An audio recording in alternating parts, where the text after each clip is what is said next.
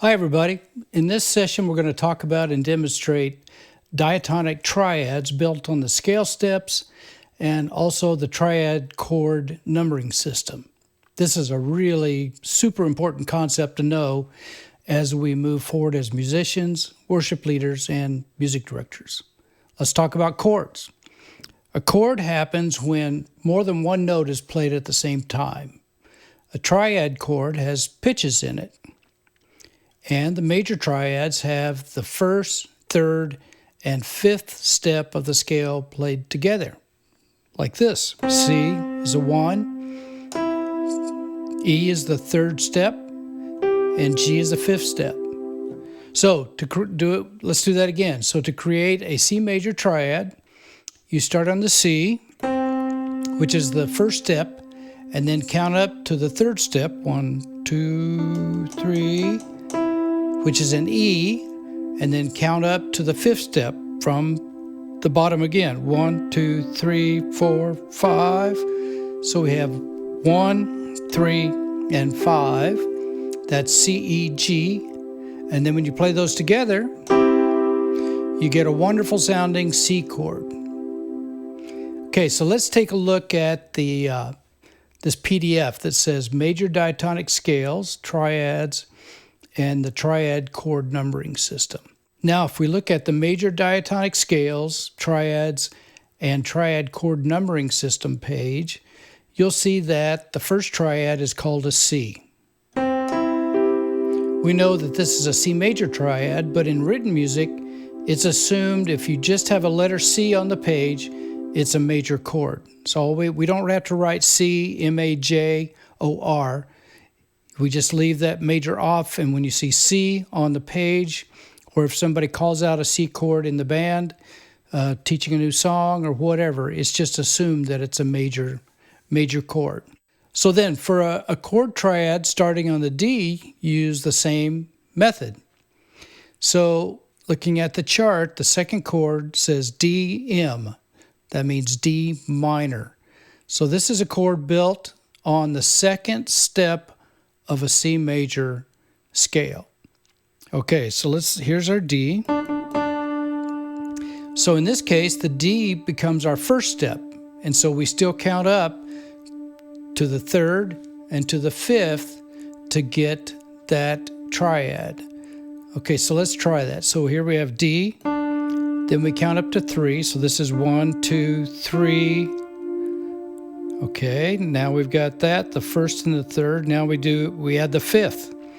We start in the D, 1, 2, 3, 4, 5. Okay, so now we have a D minor triad starting on the second step of a C major scale. Remember, our C major scale goes from C to up to the other C, all the white keys. So when we build a chord on the second note of that scale, which is the D, we still use all the white keys. We're not using any of the black keys yet. We're just basing this on that C major scale, which is all the white keys. So it's cool. The piano is a great visual representation of that. So let's do it again. Here's that D, up to the third, 1, 2, 3, and 1, 2, 3, 4, 5. And we play those three notes together and we get a D minor. That's what the lower M means on the page there, D minor.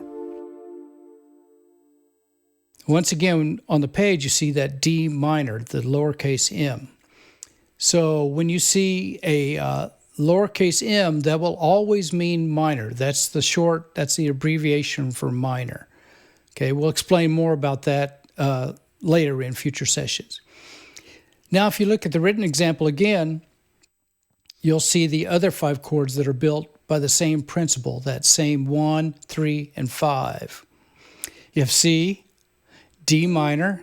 Let's play them as we say them. Here's C, D minor, E minor, which is built on the third step of the scale, F, then G, A minor, right here on the page, and then this is an odd one here.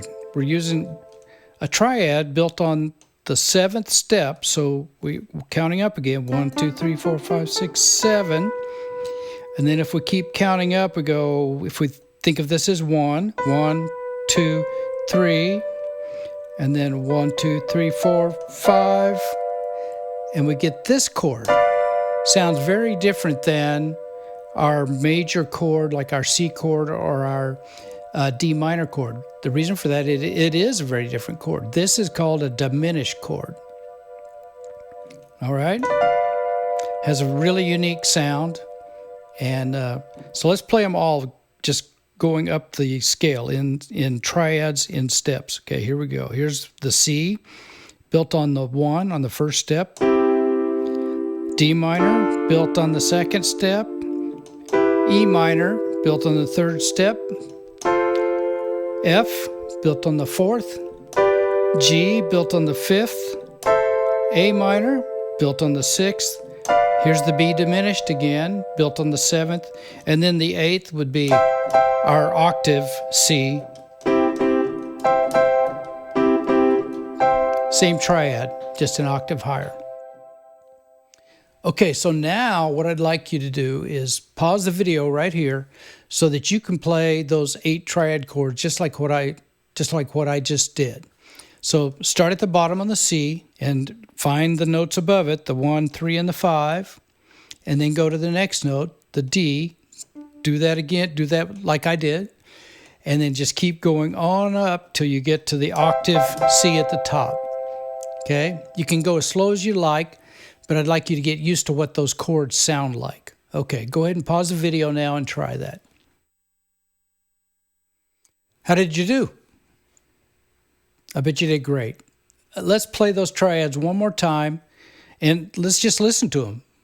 See what they sound like. What's the character of them?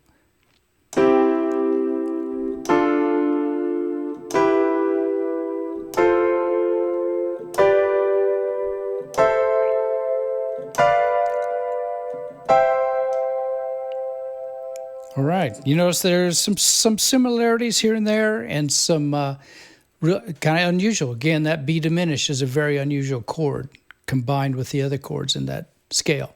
Now, if you look back at the page again, and you'll notice that each of the triads also has a numbering system below each chord. Can you check out and see the 1, the 2 minor, the 3 minor? Remember, the lowercase m is minor. 4, 5 right here, 6 minor. Here's our diminished, 7 diminished, and then the 8th is the octave. Okay, let's do that again. Here's the C is the 1. The D minor is the 2 minor. E minor is the 3 minor. F is called the 4. G is called the 5. A minor is called the 6 minor. B diminished is called 7 diminished. And octave C again. If you've never used this system, this chord number system will really change your musical life and make you a better musician, worship leader, or music director. This concept has so many advantages attached to it. It'll help your personal ear training, your awareness of music will increase, and it'll give you a great opportunity to communicate better with other musicians and members of your team. Let's practice using this. Play those ascending triads again, but this time notice the numbers below each triad as you play it. I'll play it with you. Let's try it together. Play the 1 to the 2 minor, to the 3 minor, to the 4, then up to the 5, the 6 minor, the 7 diminished, and the octave, the C octave, which we'd call 1 again, since it's the same C, E, G pitches as the first chord you started with. Okay, let's do that one more time. Here we go. We'll do it a little faster. Okay, so 1, 2 minor, 3 minor, 4, 5, 6 minor, 7 diminished, and the C octave. Okay, so now here's another chance for you to pause the video here and play those ascending triads as you say the numbers attached to each chord. Okay, give that a try now. You can pause here. That's great. Keep practicing that on your own, and we'll be doing some more ear training exercises in future sessions where you start using that technique to transcribe songs even when you're away from your instrument. Transcribe is a term that we'll use a lot in subsequent sessions, and it means that you're writing down the chords or a melody to a song just by listening to it. Maybe you have your instrument with you, but we want to be able to do both to really increase your ear training and your awareness of pitches, chords, all those kinds of things. So that's all for this session. We'll see you in the next one. Thanks for watching, and if you have any questions, please email me at smittypricemusic@gmail.com. I'd love to hear from you.